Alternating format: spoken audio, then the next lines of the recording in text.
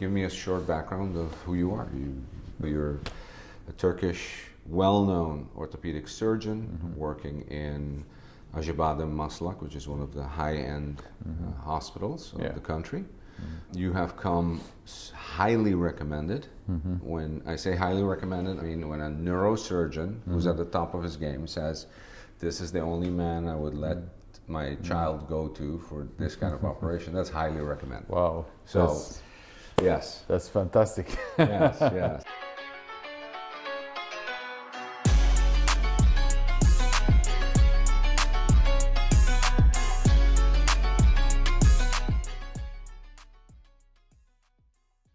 We were looking with this operation. We've been busy trying to figure it out for 3 years in the Netherlands, so in Europe, and then kind of found you and started working with you and them and the teams in the Netherlands. Sure. And to finally come to a decision and then decide to come do it here. So it's a long process, a big process. But as you can explain also, it was a very unique, complex. Yeah, it's actually a rare deformity type for neurofibromatosis. Neurofibromatosis, NF1 is rare, but this was not a very typical NF curve. Yeah, that was a complex deformity. Yeah, regarding my story, you have described that perfectly. I am the chair of Comprehensive Spine Center at Acıbadem Maslak Hospital, and I actually was the founder. There was no spine center here, and I developed it and established it, and so I brought my team from different hospitals, basically from my original university hospital, which is located in Ankara, which was actually the highest ranking medical school of Turkey, Hacettepe University School of Medicine, and I did all my orthopedic training over there, and then I became an orthopedic surgeon, and they offered me to stay as a consultant, and then they sent me to United States for my fellowship training, and I was having a huge interest to spine surgery because of the complexity of it actually. So we were basically in our orthopedic department dealing with more with the complex spinal surgery, like huge deformities or big traumas resulting with fractures and tumors, infection, that sort of thing, rather than simple things like cervical disc herniation or lumbar disc herniation. So I was trained as a complex spine surgeon since from the beginning.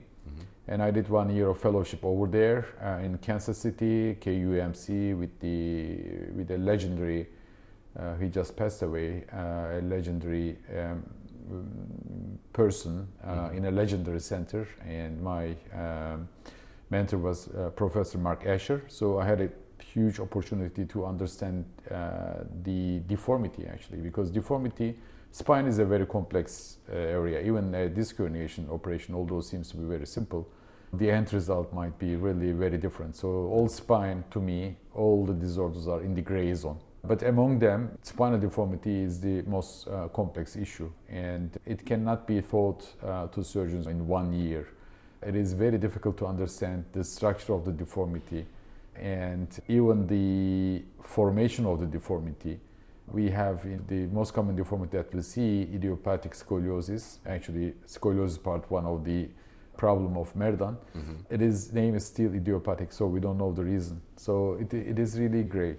So then I came back to my university and then went up to the associate professor position. And at that year, I decided to go for a sabbatical to UCLA. And I worked there in the Comprehensive Spine Center, and I worked there as a deformity surgeon. And while teaching them my experiences, I learned a lot from them, especially for degen spine. And then I ended up with dealing with all kinds of spinal disorders, from disc herniation to complex deformity. But as complex deformity is a rare condition that is not taken over by many surgeons, or people are not really, there are not too many people, even now in Europe, who are trained on that. So my reputation came with especially the complex spine surgery. Then after being a professor, then I decided to establish a spine center, including all the disciplines, surgeons with a neurosurgery background and orthopedic surgery background, because I think they should work together. And also physicians, other physicians like pain injection guys, algology, and physical therapy, etc., etc. Then I came here with a project to Acıbadem, and then they really helped me a lot. So we were finally able to establish one of the really center of excellences in Europe here. It's not because of only the technical skills or the quality, not the quality, but experience of the surgeons working here, but also as it's a team approach. We are discussing all our patients, and we are in one center of 750 square meter, including all the disciplines, working door to door. And then when the patient comes here, we have all the options. So we are not doing surgeries. We have our physical therapy department, which is only covering the back pain, neck pain, or spine patients, including also scoliosis. So then we established, I think it was the first of its kind, definitely in Turkey. And with its structure, I think it's also one of the first of its kinds in Europe. I don't think that in Europe there are specific centers or too many specific centers, including all the disciplines together with a physical therapy department inside, and also with the structure and the infrastructure of a spine center. This is one thing, I think the most important thing, but the other thing, as we are a private hospital, actually we were able to purchase the state-of-the-art technology here, including robotics and navigation that we use, especially in the complex spine surgeries, that we have used also in Merdan's case. And also I was able to provide here one of my dreams to establish a clinical research center. We are producing around 20 papers, publishing 20 papers, an average of 20 papers per year since this center was established in 2014, which is a big number, which cannot be provided by even some big universities. And we have a very strong research team, and also we are doing most of our research are focused on complex deformity, both in pediatric patients and also in the adult patients, because adult deformity surgeries are also increasing with the aging population. We are now operating complex spinal deformities like scoliosis or sagittal plane abnormalities, especially in the adult population from 60 to 90 years old. Wow. With quite high complication rates, because they are the most challenging than the kids. So then this also support from the hospital has brought up very really advanced spine center in Istanbul in Turkey. And also having our successful surgeries here, and with the word of mouth, also with social media, and not with the advertisement of the hospital, patients telling to each other, then all of a sudden we had an international patient population, not only coming from our neighbor countries like Middle Eastern countries, but also from Eastern Europe and even from UK, because of, I think, their huge waiting list.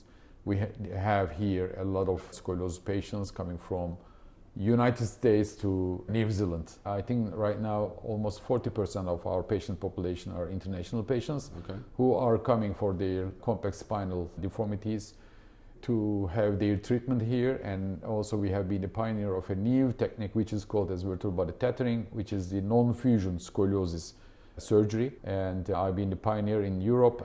Actually, I think I'm the second person in the world, not second, but we are the second center, I would say, not I'm the second person who performed that surgery, and we had a lot of experience on that. So that's one of the reasons why, especially from the Western world, patients are coming here and being operated by us. So that is the story, but also because of my academic activities, I was very active especially in two societies. One of them is Scoliosis Society, which is the highest ranking and scientific society dealing with spinal deformities in the world. It's a US society, and I got some duties on that society, and I've been even a board member. And now I'm in a position with eligibility for a presidential line. But I focused in the last years more on our European Spine Society as a European, also working there and being a member, an active member, working in many committees and councils. Then finally, 2 years ago, I was elected as president-elect for Eurospine, and now after 2 years, this year I was elected as the president of the European Spine Society. I do that thing, which is I think lot of great stuff. honor, and also we're doing really some good job just to improve the lives of the patients in Europe. And we are the mother group of all the actually the mother society of all the national societies, and we have a council which is called as European Societies gathering together, and USAP, and I think the Holland Spine Society is also one of the members of that society. So I'm not quite, but very busy surgeon on one hand. On the other hand, I am teaching and I am educating fellows here coming from all around the world. We have at least 2-3 fellows working with us. We didn't have during your visit here because it was just the Christmas time, so they were just rotating. So next month we are having our new fellows coming on here, and they are coming from all around the world for sometimes short-term fellowships, sometimes for long-term fellowships. And also we are producing, as I mentioned, a lot of research. So all in one, I think we are doing a great job here. Sure. So when people are looking with deformities, especially with children, and then you'll have the teenagers as a big group, where do they have to start? When do you say as a parent, oh, I need to go and look at this deeper? Because everyone has a little bit of scoliosis. Everyone has a little bit of high shoulder, low shoulder, the hips. What's your suggestion to parents? The most common type of scoliosis or spinal deformity is adolescent idiopathic scoliosis. So it usually occurs at the adolescent ages, starting from age 10 and it's a girl disease. So most of the time we see female patients, and it happens during their growth spurt, which is between ages 10 to maybe 16, but basically 14. So during that time, especially for girls, I think the parents should be really very carefully observing their backs, especially when they are having all of that sudden growth during that time period. I think they have to check at least at every 3 months, even sometimes if they suspect of anything every month, to see the signs of scoliosis. And there are some certain signs like shoulder asymmetry, but shoulder asymmetry alone does not mean scoliosis, because we can see shoulder asymmetry in normal population at least 2 to 3 centimeters. And in some patients there is waist asymmetry. This might also be seen sometimes due to limb length discrepancy, which cannot be understood easily or necessarily, as the limb length discrepancy is always around 1 centimeter, which does not really affect anything, but it may cause slightly the scoliosis and waist asymmetry. But the main test is when they just bend forward. If there is an asymmetry between the two halves of the body in the back or in the low back, then it may mean really something. And at that time, I think they should definitely go to a doctor. Even if they have any suspect, they need to go to the doctor. There were school screening programs once. Then they were abandoned because it was very costly, and as there was not any effective treatment for the mild curves, and as majority of them were not really progressing, then health economics, they stopped doing that. Exactly. But actually now I think we should we should be diagnosing early, because now we can see that especially scoliosis specific exercises, when combined with braces, and in a brace compliant patients, it may prevent surgery almost 50% of the patients. I think this is a big number. And also the procedure that I mentioned before, vertebral body tethering, non-fusion scoliosis treatment, it can be perfectly done, or the best candidates for that sort of surgery are those patients who cannot be controlled by bracing, but still having a lot of growth potential. Right. Because what we are doing is, without fusing the spine and holding it with a rope, actually maybe, so we're just connecting those screws with this rope. Okay. So then we are actually reversing the growth on the wrong direction by compressing it to the right direction. So it's slowly. we are using the growth. Exactly. It decelerates the growth on the convex side and accelerates the growth on the concave side. We actually use that growth on our advantage. Okay. And for this surgery to be really successful, the patient should have early diagnosis. The curve size should be less than 60 degrees. And also the patient should be immature. So this is very new. We started doing that as a pioneer of this surgery in 2014.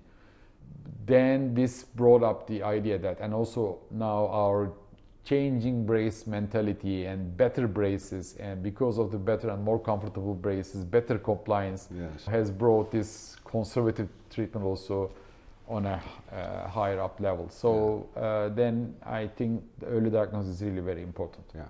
And that's my advice to Let's- check, especially during their growth Yeah, spurt. it's nice to know that spinal surgery is evolving. Yeah, Because exactly. for a very long time it was just fusion, rods, Exactly, you know, that was it. Yeah. So I think this is changing now. I don't say that this surgery, especially vertebral tethering, is suitable for all the patients, and still the fusion is the gold standard for scoliosis.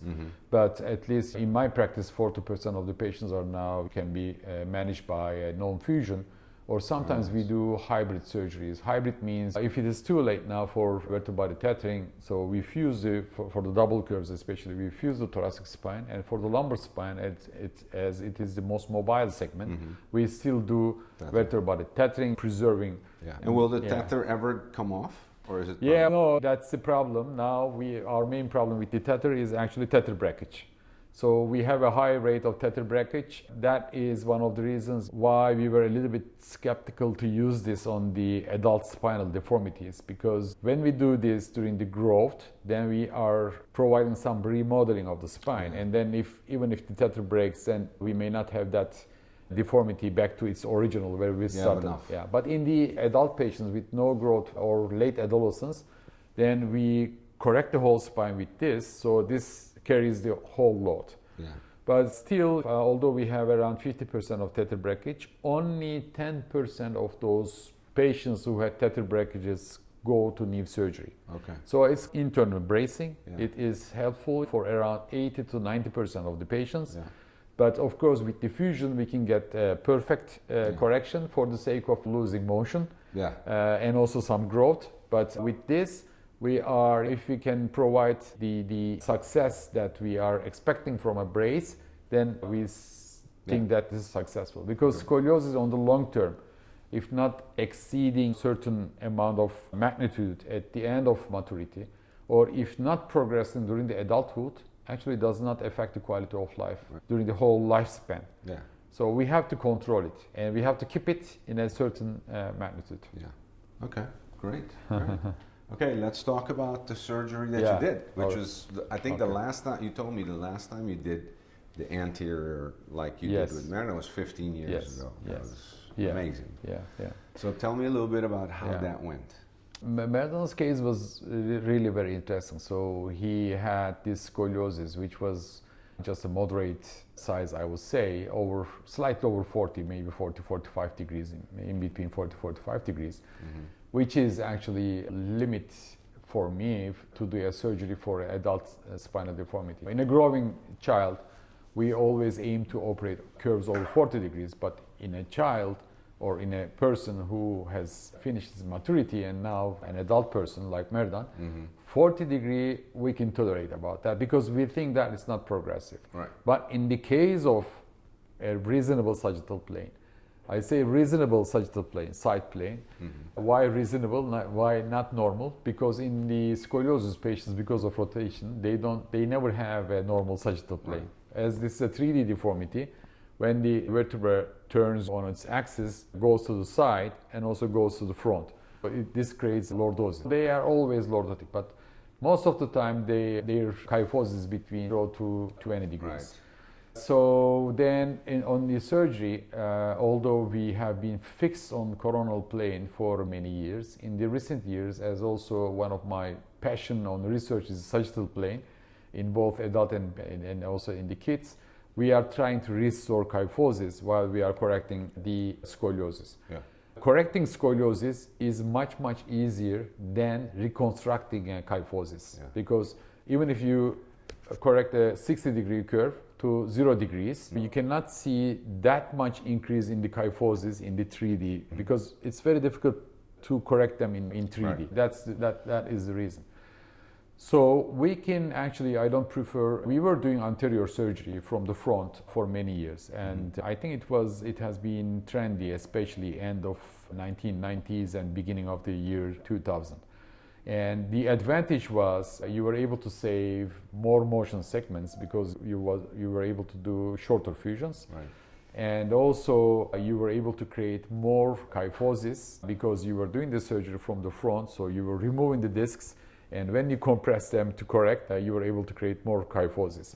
But once we started using the pedicle screws up to the cervical spine, because I remember in the beginning of my fellowship, it was a no man touch zone. So especially over T10, we were not able to insert pedicle screws because it was very dangerous. Yeah. But once we started using pedicle screws more effectively, like the joystick, and also once we have seen that in the anterior surgery sometimes, or we are having more pseudoarthrosis, non-union of the bone, compared to posterior surgery. And also once we have seen that, as we are opening the chest and deflating the lung, we are causing some decrease in the lung functions.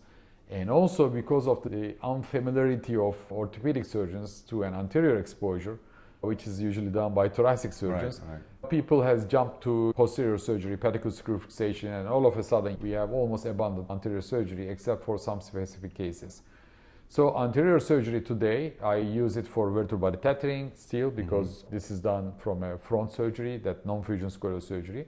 But also if the kyphosis is lordotic or something like more than 20 degrees of lordosis rather than having a 0 degrees or 20 degrees kyphosis, then it is very, and in a mature patient, it is very difficult to restore that without cutting the discs and even cutting the ligaments at the back, because they are also calcified. Now they are really very tight, so you cannot pull the spine from lordosis to kyphosis with the screws. Okay, so Merdan's case was, I think, one of the worst lordosis that I have seen, thoracic lordosis.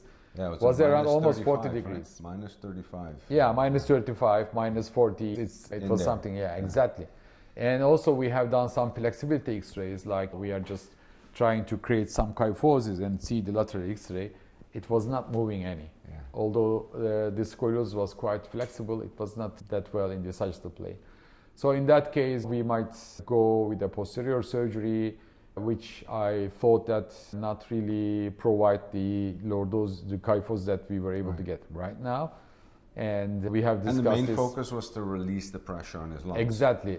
To create, more that room. Is one, and also to create more room for the lungs. But other than that, in the etiology of scoliosis, although we do not know that, and we name it as idiopathic, we know that the lordosing loads are causing this scoliosis and also the deterioration of scoliosis. Okay. So although this was a 40-degree curve that I would never operate in an adult, that lordosis was really concerning me because of the loads, very highly probably that scoliosis would be 50, 60, 70 in the later years.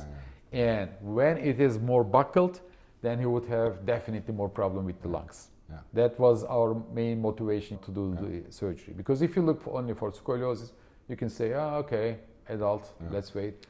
But the early we do the surgery, the better the result and the less the complications. So we have thought about all these things. I was very keen in doing the surgery in the beginning, but one of my main advantages because of my high academic profile and my networking is the fact that I know the top surgeons in the world, the top deformity surgeons.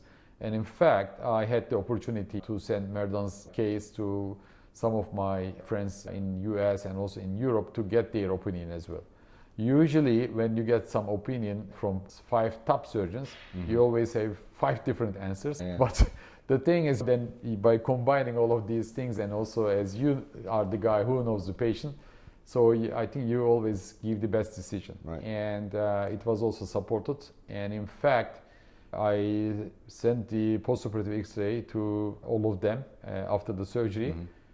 They were very happy. Looks beautiful, great case, excellent.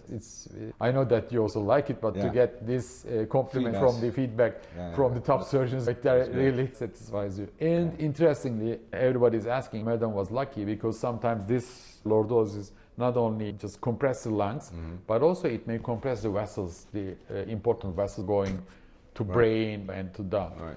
But luckily he didn't have any problem with that. Yeah. So then we did the anterior surgery. Sometimes we staged the surgeries. Anterior surgery went very well with no bleeding, with nothing. It was really very tough.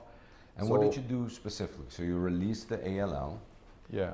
Yes. And For then- ALL, Yeah. actually we removed all the ALL here. Let me get this guy Yeah. here, because I think this is a Yeah, bit, sure. it's a little bigger. Yeah. Yeah. Yeah, so we go from the front. I don't know which one you are seeing, but Yeah, let's put there. it here. So we go from the front and then Yeah. cut the disc almost 360 degrees, Yes. okay, and then remove it. Okay. And we cut the ALL, and Mm-hmm. sometimes we need to cut the PLL as well, okay? Right. But when I remove the And almost the ALL runs. ALL runs from the whole front, spine. yeah, Yeah. PLL from the back. Yes. But actually, when I removed almost the majority of the disc, I didn't need to cut the PLL because it got quite Supple. mobile, Okay. and I had to cut the PLL only at one level. Okay. Okay, Yeah. and that I have seen that the vertebra was moving, and that was good enough for me. Right. And I didn't want to do more fusion level and not to lengthen the surgery. Right. How many discs did you have to? 4 of them. 4. Yeah, we just removed 4 of them, the apical disc, Yeah. and actually 5, I think. 2 above, no, 2 above, 2 below, yeah, 5 of Okay. them, yeah. Okay. Then we put graft on the side, and the curve was, I think, satisfactorily. Yeah. Because I knew that if I was aiming to get a 40 degree of kyphosis, which is almost impossible, I would need to remove the vertebra and Right. make it Huge. big. Exactly. Yeah. But I thought that it was good enough for me because my aim was to create something like between 0 to 20 degrees and just relieve the lungs, Yeah. and also to prevent progression of the scoliosis. Right. So then we flipped her because we are doing this surgery through the side Right. on the lateral lying position, Mhm. side lying position, and then we flipped him to spine lying position. And then we inserted our screws, and screws are also very important. I think usually you do that blinded, so you have some anatomical landmarks, and then of course you place your screw like here through this corridor, and the spinal cord is here. So you have only 6 millimeter of thing. In order not to touch the spinal cord, sometimes you can just have a little bit lateral encroachment or sometimes slight little medial. Yeah. But the most important thing is to go through the pedicle and also to get a long screw, also holding the anterior side. So then it becomes a very strong joystick, Right. and then you can Pull it up. Yeah, exactly. So that's how you pulled it back. Exactly. Oh. Because otherwise the screws may pull out. So you pull it this Exactly, way. out. Okay. exactly, that way. So we bend this rod into kyphosis, Yeah. okay? And then gradually we pull the spine up. And then we remove those rods because we try to create some viscoelastic changes in the spine. So we did it the first time, and also we are doing this surgery under neuromonitoring. So of course we know when you remove the spine with spinal cord that much, or you force it, then you may have some neuromonitoring changes, and then you may have some neurological injury. So we first use 2 titanium rods, 6 millimeter, because titanium rods are more elastic, so you don't push the spine or spinal cord too much. And after getting some correction, finally we put our final rod, which was a 6 millimeter cobalt chrome, which is more stiffer. Yeah. Then we could get that correction. And also, as we did an anterior surgery and posterior surgery, of course there is a lot of loads on those rods. Right. We just augmented those rods with 2 more rods, and Okay. then we ended up with 4 rods to really keep it. And where do there. the other 2 go? The other 2, how do The other, you no, attach? we just connect them. to the same inserts. Yeah, exactly. Gotcha. Yeah, so we have connectors. So we put the connectors in between the last 2 Yes, screws yes. and the upper 2 screws, or to the area where we think there is more overloading, and Yeah. just to protect the breakage of the rod, because in the adult patients sometimes Yeah. it may be a problem in the future. Yeah. Yeah, so then everything went well. We didn't have any neuromonitoring changes, nothing really unusual. Yeah. And we are, as spine surgeons, of course, we first think about the safety all the time. We are never satisfied with the correction that we get during the surgery, but we know our limits.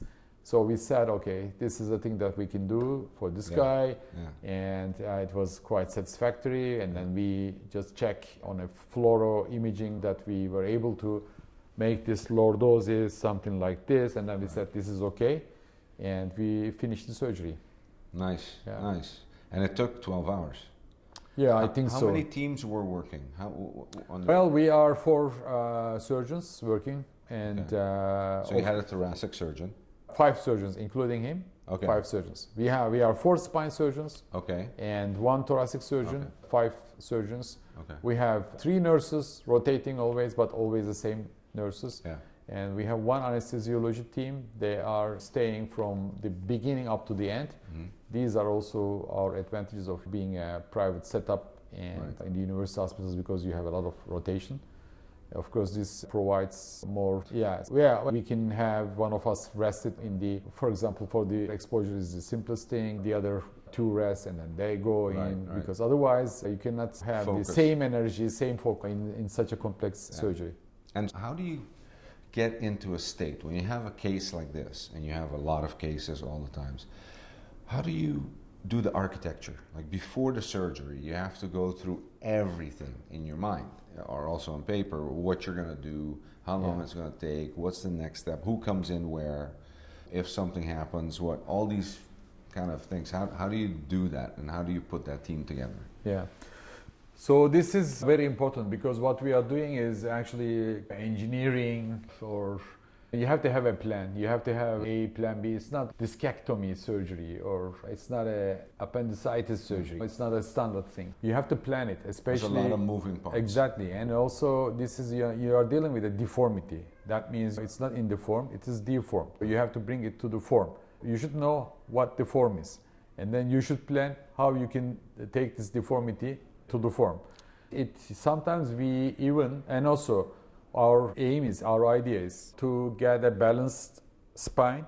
That means head over the pelvis and shoulders are balanced. And we need to have that balance also in the sagittal plane. We have to reconstruct the kyphosis. And also we are calculating what that kyphosis and lordosis should be for that specific patient. This is something we have, again, pioneered in the world. We have a gap concept, which is global alignment and proportion, because that kyphosis, that lordosis, everything should be in proportion. When you look from the back, it's very easy, because there is a 40 degree of deformity. You know that you have to bring it to 0 degrees. But in the sagittal plane, there is a 35 degrees of lordosis in the thoracic spine. You know that you have to make it over 0 degrees or over natural. But in Merdan's situation, we don't need too much kyphosis, because basically he doesn't need it. Why he doesn't need it? How we know in a deformed spine what is the normal? Especially for the sagittal plane, there is an angulation which is called as pelvic instance angle. This shows how large is our pelvis, pelvic bone, because this determines how much lordosis we need and how much kyphosis we need. So you're looking at the angle of the pelvis. Exactly, angle of the pelvis, and then we say, okay, this is the angle of the pelvis. Actually, this is the slope of the sacrum, and then according to this slope of the sacrum, because it may be like this, so the lordosis should be this much degrees, and for the harmony, then the kyphosis should be this much degrees, and then we calculate starting from here, and then we simulate that on the computer. Okay. So then to get this, this shows us how much anterior discectomies we should do, how much, So it's like a CAD design. Exactly. I think I might have. Let's see. Yeah. This is a very basic thing, but sacral slope should be this, L1, S1 lordosis should be this, and then H should be this. So you see, we are just calculating them, and he has a slightly lower pelvic instance, but not too low. And we have done all our calculations, but at the end of the day, we try to create a harmony between this lordosis, actually turning it into kyphosis, and lordosis here. So that harmony is very important, and by that way, actually, at the end result, as you can see, he was very kyphotic in the neck, but now he is less kyphotic, and he was like a, how you say that, a row, and I don't know the English name anyway. Yeah. You see how he's going back like this. Absolutely. Yeah. This is a very uncomfortable situation, and he has to kyphose his neck too much just to have a horizontal gaze. Okay, Right. but now you see there is a lordosis here created. This was kyphotic, and this is just the first X-ray after a month or a week or something like that. Yes. He will develop now more lordosis through here, and he will be more balanced. And Right. actually, his walking, as you see, everything has Yes. changed. Yes. And now he's adapting to his new situation. I measured this around here, around 40 degrees, because we cannot see the landmarks very well, but let's say it's something between 35 to 40 degrees now. I measured it in the first post-operative around 11 degrees. Now I measured it 7 degrees. Anyway, so it's Right. over, and it is definitely Okay. now kyphotic. Of course, all these things, we definitely need some planning. Otherwise, it's really very difficult to do this. And sometimes if you cannot control this perfectly, then you can create another balance problem, yeah. another problem.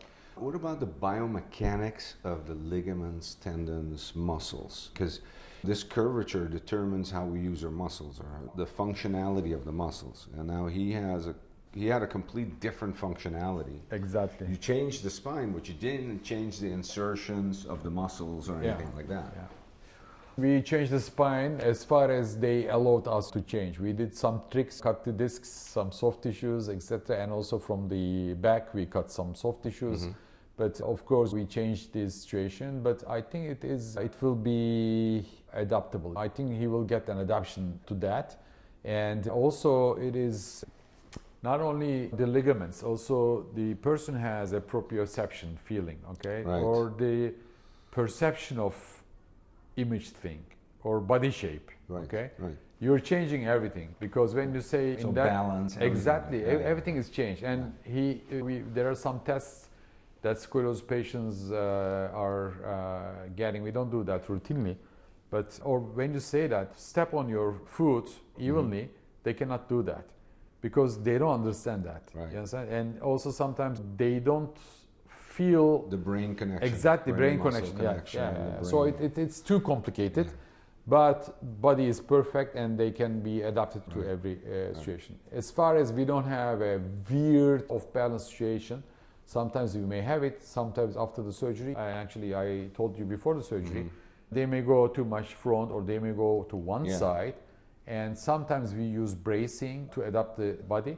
But then by time, they are adapted perfectly. And that's mostly muscle Muscles and ligaments, muscles that are just shortened. exactly. and- Muscles, ligaments, and the coordination and the perception of that image by the brain. Right. So it is really too complicated. Yeah, the brain, it's basically the neural pathways. The brain is used to sending Exactly. these messages to Sure. make the body work a certain way. Yeah. Now it's different. And we use a lot of mirror exercises to Yeah. just for him to understand. Sometimes we use a lot of because the physiotherapists are really very good in Getting back yeah, to exactly getting connection. back, and the education. Sometimes some children are very adaptive and they can easily learn. Sometimes they have difficulty. So, but this is something that we know less really, and also as we have 3 physiotherapists here who are experienced and who were educated on spinal deformities. So they're doing really a great job. We use this sort of exercises, body recognizing. I don't know how to change it to English, but to So recognize body your image. body. Yeah. Body image, perception of body Yeah. image. That is a different training. Yeah. You know, that is also brain training, not only the Exactly. muscle training. Yeah. So they do it perfectly, and that is very important. And hopefully you will see in 1 year, as far as we can keep this shape, and nothing is happening with the screws or the rods, he will be perfectly, aligned and adapted to his new position. Nice. And this will save severe, especially cervical spine problems in the future. That's another thing. It's not only the lungs. Exactly. It's not only the pain that he was It's suffering. kyphosis in his neck. Yeah, can you imagine? He was fighting with his muscles, with his body, because normally if you leave him, if you remove all the compensations, he had to say exactly something like this. So Yes. he is trying to take his, actually flexing his neck, but there's a limit for that. Exactly. And the muscles, so he was fighting during the whole day. Yeah. And then he was coming with a lot of pain, of course, in the evening. That muscle fatigue hopefully we'll now recover totally. Yeah, amazing. Yeah. Amazing. Yeah. And so with this surgery right here, when you do this normally, this fuses? There's no movement anymore. Yes. It just, the bone grows. Yeah. It's like it becomes one solid piece. Yes. How long does that take? There is not any study because you cannot actually see the fusion mass happening, because in the X-rays you cannot see it. Even in the CTs, you cannot see the whole thing. Sometimes there is a very hairy line, non-union, which might cause screw loosening or screw breakage. Okay.